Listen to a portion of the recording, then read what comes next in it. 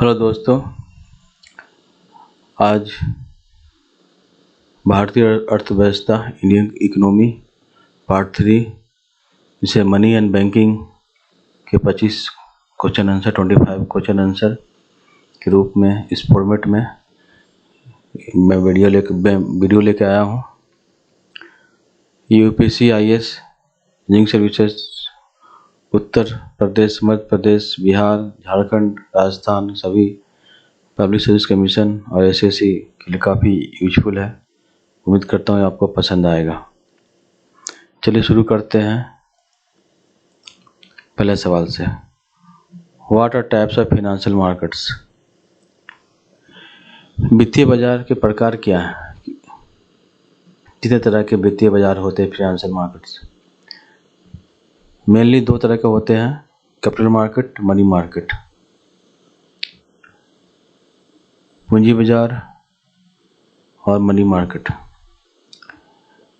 दूसरा सवाल, what is capital market and its types? पूंजी बाजार क्या है और इसके कितने प्रकार के हैं? पूंजी बाजार एक ऐसा बाजार है जहां खरीदार और विक्रेता वित्तीय प्रतिभूतियों जैसे बॉन्ड, स्टॉक आदि के व्यापार में संलग्न होते हैं। खरीद बिक्री प्रतिभागियों जैसे व्यक्तियों और संस्थानों द्वारा की जाती है। पूंजी बाजार बचतकर्ताओं से अधिशेष निधियों को संस्थानों में स्थानांतरित करने में मदद करते हैं, जो फिर उन्हें उत्पादक उपयोग में निवेश करते हैं। यह बाजार ज़्यादातर लंबी अवधि की प्रतिभूतियों में कारोबार करता है। पूंजी बाजार में प्राथमिक बाजार और द्वितीयक बाजार शामिल है। Primary and secondary market. Primary market में स्टॉक और अन्य प्रतिभूतियों के नए मुद्दों के व्यापार संबंधित है, जबकि सेकेंडरी मार्केट में द्वितीयक बाजार मौजूदा या पहले से जारी प्रतिभूतियों सिक्योरिटी के आदान प्रदान संबंधित है। कैपिटल मार्केट में एक और महत्वपूर्ण विभाजन व्यापार की सुरक्षा की प्रकृति यानी शेयर बाजार और बॉन्ड बाजार के आधार पर किया जाता है।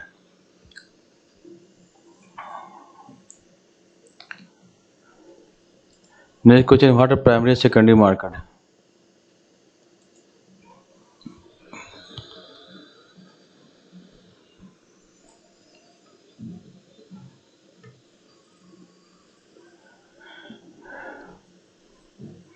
प्राइमरी मार्केट और सेकेंडरी मार्केट क्या है? प्राइमरी मार्केट यह पूंजी बाजार को संदर्भित करता है जहां प्रतिभूतियां बनाई जाती हैं। इस बाजार में कंपनियां पहली बार नए शेयर और बॉन्ड बेचती हैं। आरंभिक सार्वजनिक पेशकश IPO इनिशियल पब्लिक ऑफर। इस बाजार में लेन देन सुरक्षा जारीकर्ता और निवेशक के बीच में होता है। उपरोक्त प्रतिभूतियों के बाजार में जिस बाजार में कंपनी ने पहली बार 1 लाख निवेशकों को बॉन्ड जारी किए वह प्राथमिक बाजार है, प्राइमरी बाजार है, मार्केट है। Secondary market. प्राइमरी मार्केट में जारीकर्ता द्वारा प्रतिभूतियां जारी करने के बाद निवेशकों के बीच द्वितीयक बाजार में इसका कारोबार होता है। इस बाजार में निवेशक, सुरक्षा जारीकर्ता कंपनी की भागीदारी के बिना पहले से जारी प्रतिभूतियों का आपस में व्यापार करते हैं। उदाहरण, बॉम्बे स्टॉक एक्सचेंज। प्रतिभूतियों के उदाहरण में जिस बाजार में निवेशकों ने अपना बॉन्ड आपस में बॉन्ड खरीदना बेचना शुरू किया वो सेकेंडरी मार्केट है। Primary market refers to the capital market where securities are created. In this market, companies sell new shares and bonds for the first time. Initial public offering IPO. In this market, transaction is between the issuer, company of security and the investor. In the securities example above, the market in which the company issued bonds for the first time to 1 lakh investor in the primary market.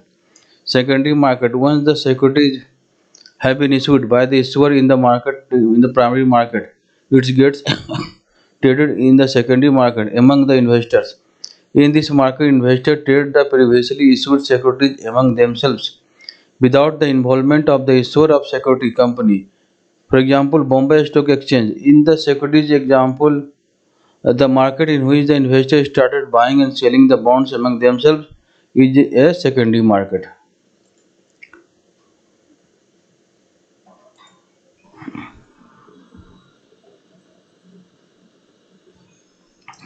What is money market? A segment of the financial market in which the financial instruments with highly liquid and very short maturities, less than 1 year, are traded. Money market instruments are basically debt instruments and include call money, repos, treasury bills, cash management bills, commercial paper, certificate or deposit, and collateralized borrowing and lending obligations. The players who can trade in the money market are financial institutions, commercial banks, central banks, and highly rated corporate companies. These markets are less risky. Money market can also be classified as primary and secondary market. मुद्रा बाजार क्या है? वित्तीय बाजार एक खंड जिसमें उच्च तरलता और बहुत कम परिपक्वता, एक वर्ष से कम वाले वित्तीय साधनों का कारोबार होता है। मनी मार्केट इंस्ट्रूमेंट्स मूल रूप से डेट इंस्ट्रूमेंट हैं। इसमें call money, repo, treasury bill, cash management bill, commercial paper, certificate और डिपॉजिट्स और कोलेटरलाइज्ड बोरोइंग एंड लेंडिंग ऑब्लिगेशन शामिल है। मुद्रा बाजार में व्यापार करने वाले खिलाड़ी वित्तीय संस्थान, वाणिज्यिक बैंक, केंद्रीय बैंक और उच्च श्रेणी के कॉर्पोरेट कंपनियां हैं। ये बाजार कम जोखिम वाले हैं। मुद्रा बाजार को प्राथमिक और द्वितीयक रूप में वर्गीकृत किया जा सकता है। Next question, what are types of companies? कंपनियां कितनी प्रकार की होती है? The following are types of companies. Government company. Government company means any company which not less than 51% shares are held by the central government or by any state government or governments partly by the central government and partly by one or more state governments, and includes subsidiary company of a government company. Non-government companies are those which are not government companies and defined as those companies where government ownership is less than 49%. Majority of the ownership lies with private individual companies. A private company is a company where the number of members is limited to 200 and there is a restriction on the transfer of shares. The shares are not available to the general public but rather owned and exchanged privately. So a government company may be named as ABC Private Limited. The private word does not refer to private ownership, rather it talks about whether the shares of the company can be bought and sold publicly or not. सरकारी company का अर्थ है कोई भी company जिसमें 51% से कम share केंद्र सरकार या राज्य सरकार के पास या आंशिक रूप से केंद्र सरकार आंशिक रूप से एक अधिक राज्य सरकार के पास नहीं है। इस सरकार की सहायक कंपनियां शामिल हैं। गैर सरकारी कंपनियां वो है सरकारी कंपनियां नहीं है। उन कंपनियों को परिभाषित जहां कंपनी स्वामित्व 49% से कम है। सरकारी कंपनी में 50% से ज़्यादा यानी 51% कम से कम होना चाहिए सरकारी कंपनियां। जिसमें 49 से कम है वो अधिकांश स्वामित्व निजी व्यक्तियों कंपनियों के पास है। एक निजी कंपनी प्राइवेट कंपनी एक ऐसी कंपनी जिसमें सदस्यों की संख्या 200 तक सीमित होती है और शेयरों के हस्तांतरण पर प्रतिबंध होता है। शेयर आम जनता के लिए उपलब्ध नहीं है बल्कि निजी तौर पर स्वामित्व और विनिमय के लिए उपलब्ध है। तो एक सरकारी कंपनी को एबीसी, जिसे मान लिया जाए एबीसी प्राइवेट लिमिटेड के रूप में नामित किया जा सकता है। निजी स्वामित्व का उल्लेख नहीं करता बल्कि इस बारे में बात करता है कि कंपनी के शेयरों को सार्वजनिक रूप से खरीदा बेचा जा सकता है।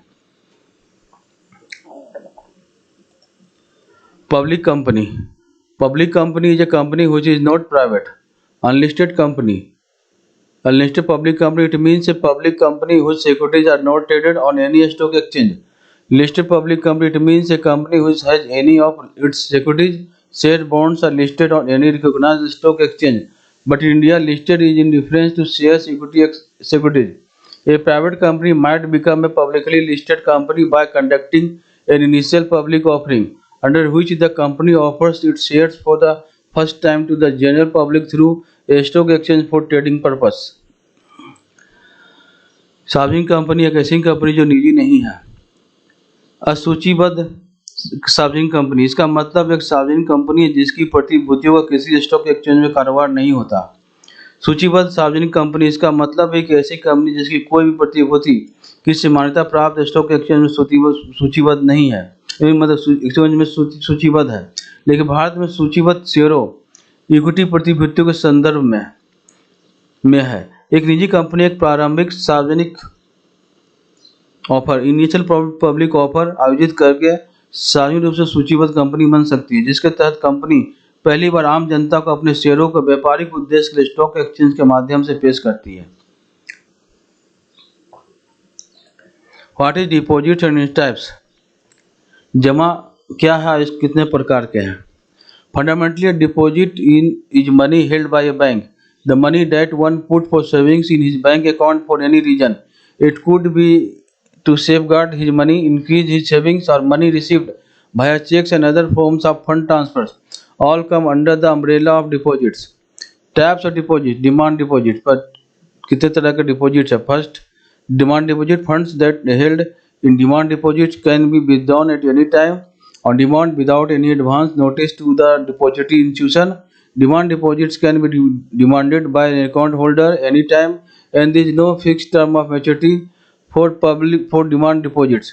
Banks issue checks on this kind of deposits, and checks can be drawn on these deposits, and hence demand deposits are also called checkable deposits. मूल रूप से जमा एक बैंक द्वारा आयोजित धन है। डिपॉजिट एक बैंक द्वारा आयोजित धन है, वह पैसा जो कोई किसी कारण बस अपने बैंक खाते में जमा बचत के लिए डालता है। यह उसके पैसे की सुरक्षा, उसकी बचत में वृद्धि या चेक अन्य प्रकार के फंड ट्रांसफर के माध्यम से प्राप्त धन सभी जमा की छत्र छाया में आते हैं। जमा के प्रकार, डिमांड डिपॉजिट। डिमांड डिपॉजिट में रखी गई राशि को डिपॉजिटरी संस्था को बिना किसी अग्रिम सूचना के किसी भी समय मांग पर निकाला जा सकता है। एक खाता धारक द्वारा किसी भी समय जमा की मांग की जा सकती है और मांग जमा के लिए कोई निश्चित परिपक्वता अवधि नहीं है। बैंक इस प्रकार की जमा राशियों पर चेक जारी करते हैं और इन जमा राशियों पर चेक आहरित किए जा सकते हैं, इसलिए मांग जमा को चेक योग्य जमा भी कहा जाता है। Time deposit, funds held in time deposit can be withdrawn only by giving an advance notice to the depository institution. The deposits are held for a specified time period or maturity. Banks do not issue checks on this kind of deposit and are hence non-checkable deposits. These are also called term deposits. सावधि जमा, सावधि जमा में रखे गए धन को depository संस्था को अग्रिम सूचना देकर ही निकाला जा सकता है। जमा एक निर्दिष्ट समय अवधि या परिपक्वता के आयोजित की जाती है। बैंक इस प्रकार की जमा राशियों पर चेक जारी नहीं करते और इसलिए गैर चेक योग्य जमा है, इन्हें सावधि जमा भी कहा जाता है। What is an account and its types? खाता क्या है और कितने प्रकार के हैं? In banking an account refers to an arrangement by which an organisation typically a financial institution such as a bank और credit union accepts a customer's financial assets and holds them on behalf of the customer at his or her discretion. Types accounts, कितने प्रकार के accounts है? Current account, first is current account. It is always a demand deposit account and the bank is obliged to pay the money on demand. There is no limit on number of transactions and value of transaction, and these are the most liquid deposits. Current account is used mainly for business purpose. Companies are never used for saving purpose. No interest is paid by banks on these accounts, and the bank charge certain service charge on these accounts. Bank provides convenient operational facility on these accounts and also issue checkbooks. Banking में एक खाता एक ऐसी व्यवस्था को संदर्भित करता है जिसके द्वारा एक संगठन, आमतौर पर एक वित्तीय बाजार जैसे संस्थान या क्रेडिट यूनियन, ग्राहक की वित्तीय संपत्ति को स्वीकार करता है और ग्राहक की ओर से अपने विवेक पर रखता है। खातों का प्रकार, चालू खाता, यह हमेशा एक मांग जमा खाता होता है। बैंक मांग पर पैसे का भुगतान करने के लिए बाध्य होता है। लेन देन की संख्या और लेन देन के मूल्य की कोई सीमा नहीं है। यह सबसे अधिक तरल जमा है। चालू खाता मुख्य रूप से व्यावसायिक उद्देश्य कंपनी के लिए उपयोग किया जाता है और बचत के उद्देश्य के लिए कभी भी उपयोग नहीं किया जाता। इन खातों पर बैंकों द्वारा कोई ब्याज नहीं दिया जाता। बैंक इन खातों पर कुछ सेवा शुल्क लेते हैं। बैंक इन खातों पर सुविधाजनक परिचालन सुविधाएं प्रदान करते हैं और चेकबुक भी जारी करते हैं। Saving account, second saving accounts. This account is mainly for individuals. These are also demand deposits, but there are restrictions on the number of transactions and the value of transaction during a specified period. Banks generally prescribe minimum balances in the accounts in order to offset the cost of maintaining and servicing such deposits. The deposits in these accounts earn interest. Recurring deposit account. These are term deposits which are suitable for people who do not have lump sum amount of savings but are ready to save a small amount every month or quarterly or half-yearly. Such deposits earn interest on the amount already deposited as applicable to fixed deposits. It is best suited for child education or marriage purpose. Maturity is generally between 6 months to 10 years. Fixed deposit account. These are term deposits with tenure varying from 7 days to 10 years. These deposits are for fixed term but can be withdrawn prematurely by giving an advance notice to the bank and some penalty. दूसरा saving account बचत खाता। यह खाता मुख्य रूप से व्यक्तियों के लिए है। यह डिमांड डिपॉजिट भी है लेकिन एक निश्चित अवधि के दौरान लेन देन की संख्या और लेन देन के मूल्य पर प्रतिबंध है। बैंक आमतौर पर ऐसी जमा राशियों को बनाए रखने के लिए सर्विसिंग की लागत को ऑफसेट करने के लिए खातों में न्यूनतम शेष राशि निर्धारित करते हैं। इन खातों में जमा राशि पर ब्याज मिलता है। आवर्ती रिकरिंग डिपॉजिट। आवर्ती जमा खाता ये सावधि जमा है जो उन लोगों के लिए उपयुक्त है जिनके पास बचत की एकमुश्त राशि नहीं है लेकिन हर महीने या त्रैमासिक या छमाही में छोटी राशि बचाने के लिए तैयार है। इस तरह की जमा राशि को पहले से जमा की गई राशि पर ब्याज मिलता है जैसे कि सावधि जमा पर लागू होता है। यह बच्चे की शिक्षा या शादी के उद्देश्य के लिए सबसे उपयुक्त है। परिपक्वता आमतौर पर 6 महीने से 10 साल के बीच में होती है। सावधि जमा खाता यह सावधि जमा जिसकी अवधि 7 दिन से लेकर 10 वर्ष तक होती है। ये जमा निश्चित अवधि के लिए लेकिन बैंक को अग्रिम नोटिस और कुछ जुर्माना देकर समय से पहले वापस लिया जा सकता है। The different types of accounts which can be maintained by an NRI, PIO. NRI is a person resident outside India who is a citizen of India or is a person of Indian origin. In India are foreign currency non-resident FCNR account. This account can be maintained in any freely convertible foreign currency but only in the form of term deposits. The interest and principal are non-taxable and freely repatriable. Second, non-resident external NRE account. This account can be maintained in rupee in the form of current savings, recurring or fixed deposits. The interest and principal are non-taxable and freely repatriable. Third, non-resident ordinary NRO account. This account can be maintained in rupee in the form of current savings, recurring or fixed deposits. Principal and interest are taxable and has restricted repatriability. Income earned from Indian sources like rent, dividend, pension can be deposited only in this account. Bharat में एक NRI PIO के एक NRI Bharat के बाहरी निवासी है। भारत के बाहर निवासी है जो भारत का नागरिक है। ये भारतीय मूल का व्यक्ति है द्वारा बनाए जा सकने वाले विभिन्न प्रकार के खाता है। पहला एनआरआई के लिए विदेशी मुद्रा अनिवासी FCNR खाता। यह खाता किसी मुक्त रूप से परिवर्तनीय विदेशी मुद्रा में रखा जा सकता है लेकिन केवल सावधि जमा के रूप में। ब्याज मूलधन गैर कर योग्य या स्वतंत्र रूप से प्रत्यावर्तनीय है। अनिवासी बाहरी खाता NRE। इस खाते को चालू बचत आवर्ती या सावधि जमा के रूप में रखा जा सकता है। ब्याज मूलधन गैर कर योग्य स्वतंत्र रूप से प्रत्यावर्तनीय है। तीसरा अनिवासी साधारण NRO खाता। इस खाते को चालू बचत आवर्ती या सावधि जमा के रूप में रुपये रखा जा सकता है। मूलधन और ब्याज कर योग्य है। इसमें प्रत्यावर्तन प्रतिबंधित है। भारतीय स्रोतों से किराया लाभांश पेंशन से अर्जित आय को इस खाते में जमा किया जा सकता है। Next question, what is money supply?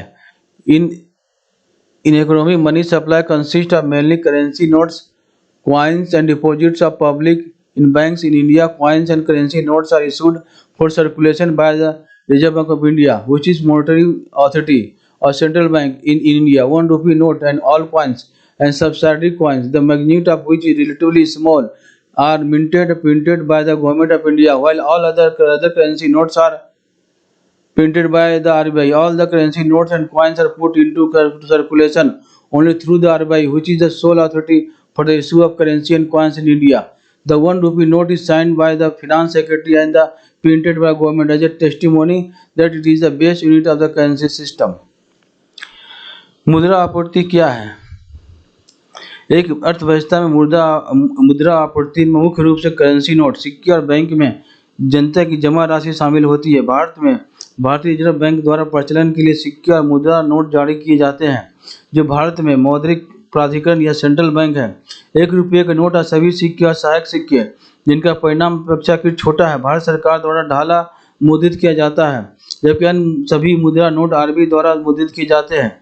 सभी करेंसी नोट और सिक्के केवल आरबीआई के माध्यम से प्रचलन में आते हैं और भारत में करेंसी या सिक्कों को जारी करने का एकमात्र अधिकार है।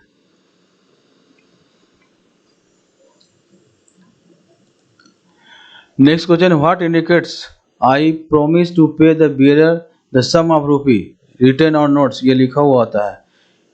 It denotes the obligation on the part of the RBI towards the holder of the banknote that the RBI is liable to pay the value of banknote.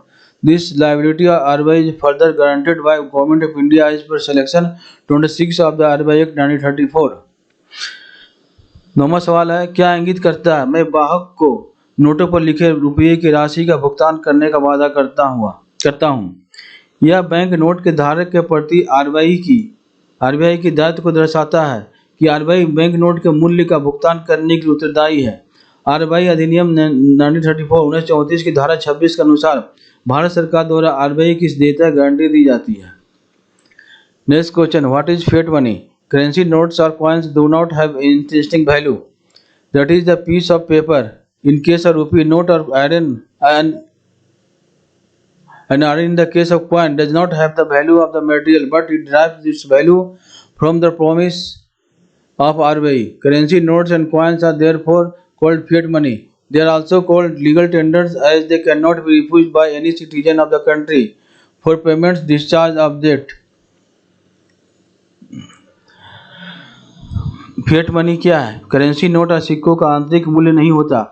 रुपये के नोट के मामले में कागज का टुकड़ा या सिक्के के मामले में लोहे में सामग्री का मूल्य नहीं होता, लेकिन इसका मूल्य आरबीआई के वादे से प्राप्त होता है। आरबीआई के वादे से प्राप्त होता है, इसलिए करेंसी नोट और सिक्कों को फिएट मनी कहा जाता है। उन्हें कानूनी मुद्रा भी कहा जाता है क्योंकि उन्हें देश के किसी भी नागरिक द्वारा भुगतान ऋण के निर्वहन के लिए मना नहीं किया जा सकता है। Next question, what are 4 alternative measures of money supply? Answer is the total stock of money in circulation among the public at a particular point of time is called money supply. RBI publishes figures for 4 alternative measures of money supply. They are as follows: M1 currency with the public plus demand deposits of public with banks. M2 is equal to M1 plus savings deposit with post office savings bank. M3 is equal to M1 plus time deposits of public with banks. M4 is equal to M3 plus total deposits with post office savings bank. Only deposits of public includes businesses held by the banks are part of the money supply and interbank deposits are excluded. Cash reserves of the commercial banks are not treated as a component of money supply because cash held by the created suppliers of money, RBI, government and bank is never treated as a component of money supply. 11वां सवाल, मुद्रा आपूर्ति के 4 वैकल्पिक उपाय क्या हैं? किसी विशेष समय पर जनता के बीच संचालन में धन के कुल स्टॉक को मुद्रा आपूर्ति कहा जाता है। आरबीआई ने मुद्रा आपूर्ति के लिए 4 वैकल्पिक उपायों के आंकड़े प्रकाशित किए हैं। वे इस प्रकार है। M1 इक्वल टू जनता के पास मुद्रा, जनता के पास कितना मुद्रा है, प्लस बैंकों के पास जनता की मांग जमा।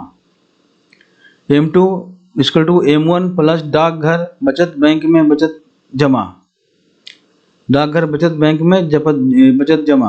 M3 equal to M1 plus बैंकों में जनता की सावधि जमा। M4 equal to M3 plus डाकघर बचत बैंक में कुल जमा। केवल बैंकों द्वारा धारित जनता की जमा राशि या व्यवसायों सहित मुद्रा आपूर्ति का हिस्सा और अंतर बैंक जमा को बाहर रखा गया है। वाणिज्यिक बैंकों के नगद भंडार को मुद्रा आपूर्ति के घटक के रूप में नहीं माना जाता है क्योंकि मुद्रा के निर्माता आपूर्तिकर्ताओं, आरबीआई, सरकार और बैंकों द्वारा रखी गई नकदी को कभी मुद्रा आपूर्ति के घटक के रूप में नहीं माना जाता है।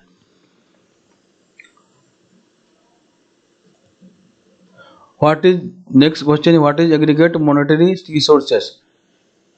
M1 is the most liquid and M4 is the liquid money. M1 and M2 are called narrow money and M3 and 4 are called broad money. M3 is the most commonly used measure of money supply and is also called aggregate money resources. The numbering from 1 to 4 is in decreasing order of liquidity. कुल मौद्रिक संसाधन क्या है? M1 सबसे अधिक तरल और M4 सबसे कम तरल वाला है और M1 और M2 को नैरो मनी कहा जाता है, M3 और 4 को ब्रॉड मनी कहा जाता है। M3 मुद्रा आपूर्ति का सबसे अधिक इस्तेमाल किए जाना वाला उपाय है, इसे कुल मौद्रिक संसाधन भी कहा जाता है। 1 से 4 तक अधिक चल निधि के घटते क्रम में है। Next question, what is called monetary base और हाई पावर्ड मनी और reserve money M0? The total liability of monetary authority of the RBI of the country is called monetary base or high powered money or reserve money M0. Money supply and monetary base are two distinct terms. Money supply being the money with the public rather in cash or in deposits with banks, and monetary base is the total liability of RBI.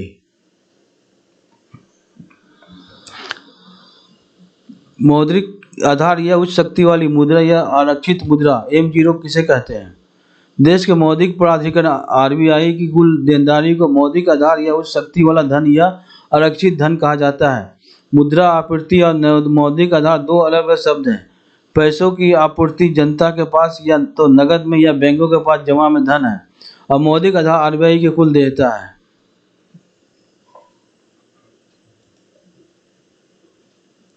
Next question, what is currency deposit ratio CDR? Currency deposit ratio is equal to currency held by public by deposits of public in banks is equal to 1. It is assumed.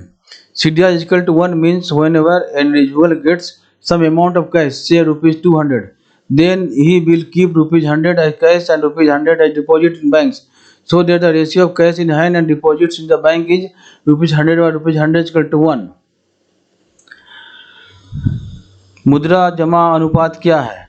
मुद्रा जमा अनुपात equal to जनता द्वारा धारित मुद्रा divided by बैंकों में जनता की जमा राशि, ये इक्वल टू 1, ये हमने मान लिया है। 1 के बराबर CDR का मतलब है जब भी किसी व्यक्ति को कुछ राशि नगद मिलती है, देखिए रुपीज 200 रुपये, तो वह रखेगा 100 नगद और 100 बैंकों में जमा के रूप में 100, ताकि हाथ में नकदी बैंकों की जमा का अनुपात 100/100 रुपये equal to 1। Next question, what is reserve deposit ratios?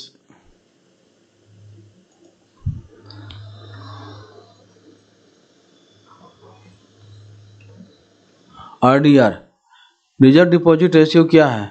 Reserve deposit ratio equal to reserves of banks by deposits of bank public in banks equal to 0.2 20% assumptions. RDR is equal to 0.2 or to 20% means whenever an individual deposits certain sum of money, say rupees 100 with the bank will have to keep rupees 20 as reserve money and the rest rupees 80 they can lend to someone else. आरक्षित जमा अनुपात क्या है? Reserve deposit ratio. आरक्षित जमा अनुपात है बैंकों के रिजर्व डिवाइडेड बाय बैंकों में जनता की जमा राशियाँ इक्वल टू 0.2 20%, हमने यह मान लिया है।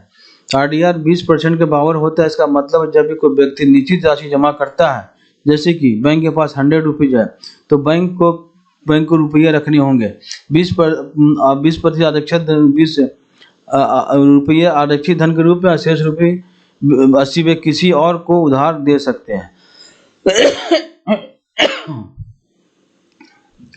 Next question is where the banks keep reserve money?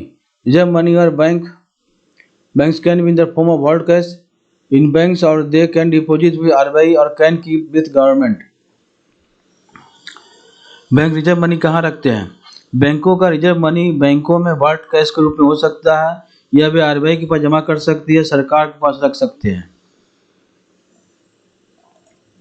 Next question, what is money multiplier?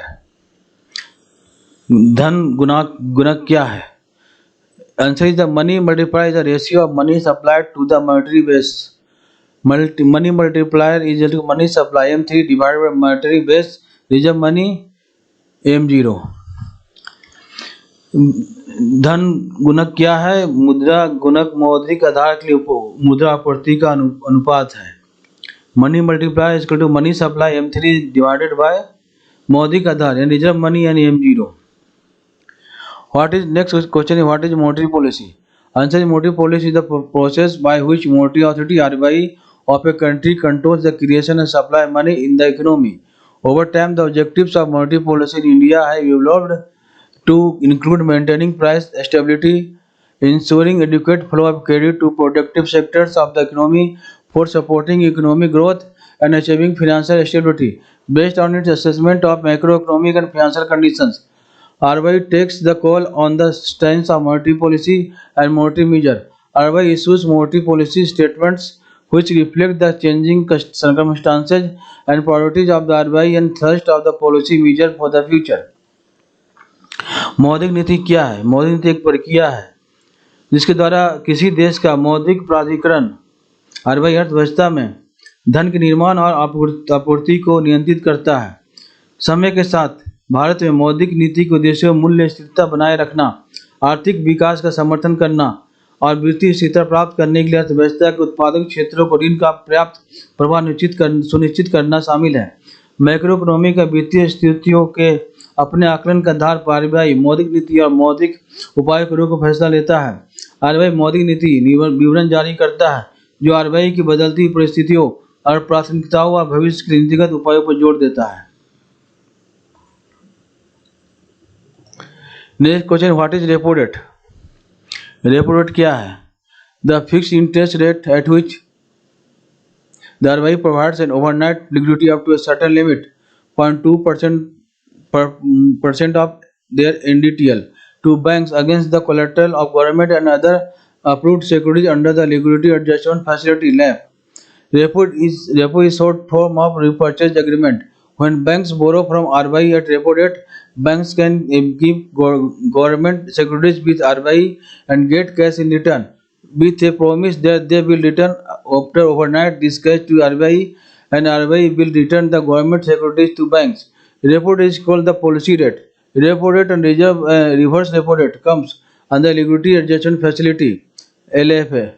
Introduced in June 2010, only repo rate is announced by the RBI and reverse repo rate, bank rate and MSF rate are linked to the repo rate with a formula which can also change. Repo rate क्या है? निश्चित ब्याज दर जिस पर RBI तरलता समायोजन सुविधा के तहत सरकार और अन्य अनुमोदित प्रतिभूतियों के संपार्श्विक के खिलाफ बैंकों की निश्चित सीमा उनके NDTL का 0.25% तक रातों रात तरलता प्रदान करता है। रेपो पुनः खरीद समझौते का संक्षिप्त रूप है। जब बैंक RBI से रेपो रेट पर उधार लेते हैं तो बैंक सरकारी प्रतिभूतियों को RBI के पास रखते हैं और बदले में नकद प्राप्त करते हैं, इस वादे के साथ कि वे रातों रात के बाद यह नकदी RBI को वापस कर देंगे और RBI सरकार प्रतिभूतियों को बैंकों को वापस कर देगा। रेपो रेट को पॉलिसी रेट कहा जाता है। रेपो दर और रिवर्स रेपो दर जून 2010 में शुरू की गई थी। तरलता समायोजन सुविधा LAF के अंतर्गत आती है। RBI द्वारा केवल रेपो दर की घोषणा की जाती है और रिवर्स रेपो दर, बैंक दर और MSF दर को एक सूत्र के साथ रेपो दर से जोड़ा जाता है जो कि बदल भी सकते हैं। Next question, what is reverse repo rate? The fixed interest rate at which the reverse bank observes liquidity on overnight basis from banks against the collateral of eligible government securities under the LAF। Reverse repo rate क्या है? निश्चित ब्याज दर जिस पर reserve bank LAF के तहत पास सरकारी प्रतिभूतियों के संपार्श्विक के खिलाफ बैंकों से रातों रात आधार पर तरलता को अवशोषित करता है। Next question, what is liquidity adjustment facility LAF? The LAF consist of overnight as well as term repo auctions. Progressively, the Reserve Bank was increased the proportion of liquidity injected under fine-tuning variable rate repo auctions of a range of tenors for different times periods. The aim of term repo is to help develop the interbank term money market, which in turn can set market-based benchmarks for pricing of loans and deposits and hence improve transmission of monetary policy. The Reserve Bank also conducts variable interest rate reverse repo auctions as necessary under market condition. चल निधि समायोजन क्या है? Reverse what हाँ चल निधि समायोजन सुविधा क्या LF क्या है? एलएफ में ओवरनाइट और मियादी रेपो नीलामियां शामिल है। क्रमिक रूप से रिजर्व बैंक ने विभिन्न अवधियों विभिन्न समयावधियों के लिए की अवधि की फाइन ट्यूनिंग परिवर्तनीय दर रेपो नीलामियों के अंतर्गत अंतर्क्षेपित चल निधि के अनुपात में वृद्धि की है। टर्म रेपो का उद्देश्य इंटरबैंक टर्म मनी मार्केट को विकसित करने में मदद करता है, जो बदले में ऋण और जमा के मूल्य निर्धारण के लिए बाजार आधारित बेंचमार्क सेट कर सकता है। इसलिए मौद्रिक नीति के प्रसारण में कुछ सुधार कर सकता है। रिजर्व बैंक परिवर्तनीय बाजार दर रिवर्स रेपो नीलामियां भी आयोजित करता है, जैसे कि बाजार की स्थितियों के तहत आवश्यक है। Next question is what is long term repo operation?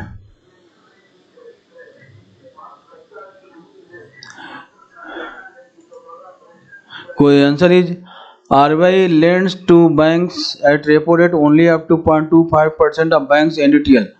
RBI further lends from time to time above the repo rate up to 0.75% of overall NDTL in the banking system, and in this case, the interest rate is generally decided by auction.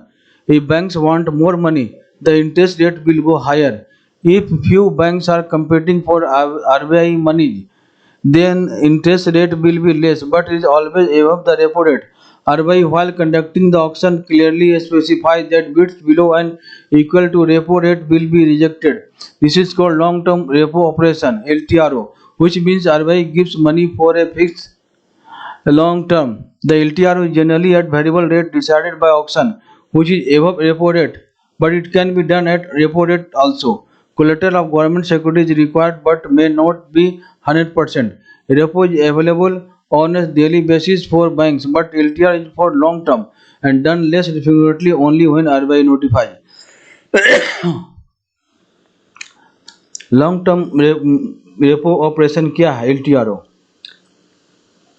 RBI बैंकों को repo दर पर bank की NDTL net deposit term liability का केवल 0.2% तक उधार देता है।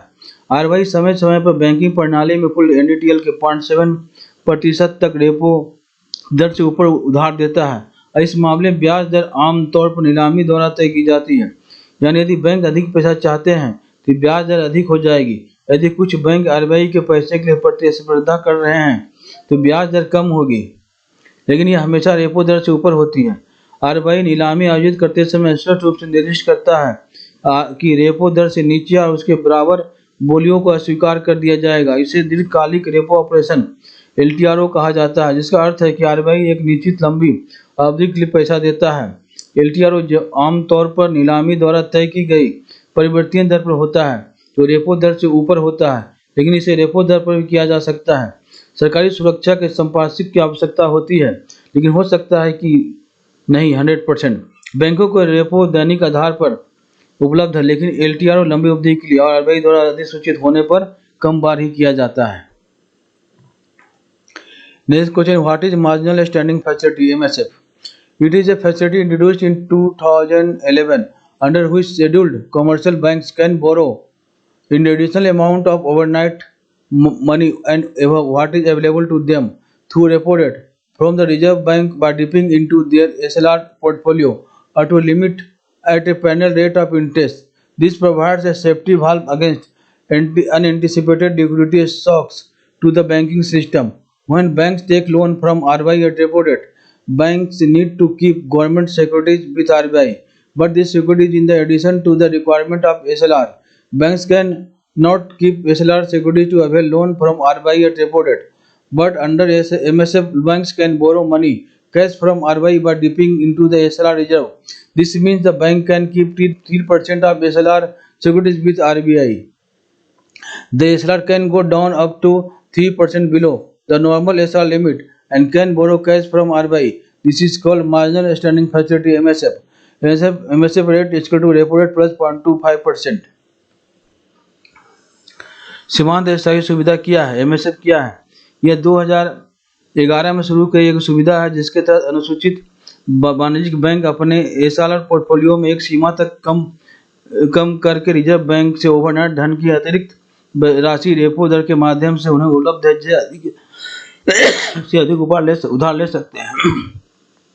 एक दंडात्मक ब्याज दर या बैंकिंग प्रणाली को प्रत्याशित चल निधि झटकों के खिलाफ एक सुरक्षा बल प्रदान करता है। जब बैंक आरबीआई से रेपो रेट पर ऋण लेते हैं तो बैंकों को सरकार को रखने की आवश्यकता होती है। आरबीआई के पास प्रतिभूतियां, लेकिन यह सुरक्षा एसएलआर की आवश्यकता का अतिरिक्त है। भारतीय रिजर्व बैंक से रेपो दर पर ऋण प्राप्त करने की बैंक एसएलआर प्रतिभूतियां नहीं रख सकते, लेकिन एमएसएफ के तहत बैंक एसएलआर रिजर्व में डुबकी लगाकर आरबीआई से पैसा नगद उधार ले सकते हैं। इसका मतलब कि बैंक एसएलआर प्रतिभूतियों का 3% आरबीआई के पास रख सकते हैं, यानी एसएलआर सामान्य एसएलआर से सीमा से 3% तक नीचे जा सकता है और आरबीआई से नगद उधार ले सकते हैं। इसे सीमांत स्थायी सुविधा एमएसएफ कहा जाता है, मार्जिनल स्टैंडिंग फैसिलिटी कहा जाता है। यह है repo rate plus 0.25%।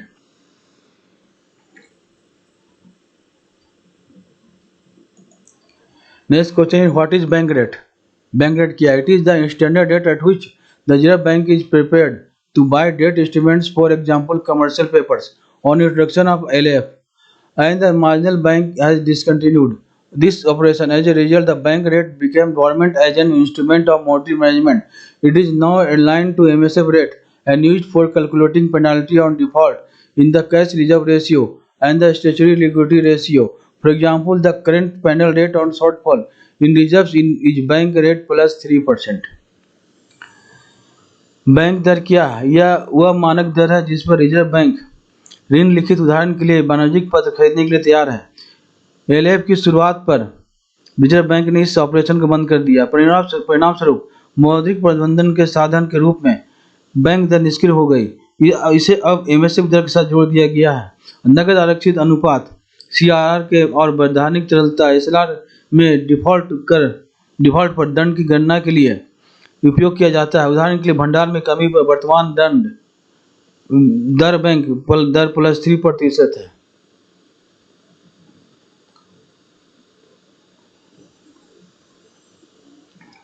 Next question is what is cash reserve ratio? Answer is the amount of cash that the scheduled commercial banks are required to maintain with RBI with respect to their NDTL on a fortnightly basis is called CRR. One of the basic reasons of keeping CRR with RBI is to provide safety to the public deposit. In terms of Section 42(1) of the RBI Act 1934, the Reserve Bank, having regard to the needs of securing the monetary stability in the country, prescribes the CRR for ACFs without any floor or ceiling rate. नकद आरक्षित अनुपात क्या है? अनुसूचित वाणिज्यिक बैंकों को अपने एनडीटीएल पखवाड़े के आधार पर के संबंध में आरबीआई के पास जितनी नकदी की आवश्यकता होती है उसे सीआरआर कहा जाता है। सीआरआर को आरबीआई के पास रखने का एक मूल कारण जनता की जमा राशि को सुरक्षा प्रदान करना है। आरबीआई अधिनियम 1934 की धारा 42(1) के अनुसार रिजर्व बैंक देश में मौद्रिक स्थिरता हासिल करने की जरूरतों को ध्यान में रखते हुए बिना किसी न्यूनतम में उच्चतम दर के एसीएफ के लिए सीआरआर निर्धारित करता है। शेड्यूल्ड कमर्शियल बैंक के लिए सीआरआर निर्धारित करता है। तो दोस्तों ये रहा आज का वीडियो, काफ़ी लंबा हो गया, होना ही था। इंडियन इकोनॉमी पर ये 25 सवाल 25 क्वेश्चन आंसर काफ़ी इम्पोर्टेंट है, इसे सवाल जरूर आते हैं। आप लिख के कमेंट करें कैसा लगा वीडियो, और कमेंट करें कि कमेंट में लिखें कि आप किस तरह का वीडियो चाहते हैं ताकि हम आपको वो उपलब्ध करा सकें। बहुत बहुत धन्यवाद। हमारे चैनल को सब्सक्राइब करें, लाइक करें, शेयर करें वीडियो को, और बेल बटन प्रेस करें ताकि हमारा वीडियो आप तक पहुंच सके। बहुत बहुत धन्यवाद।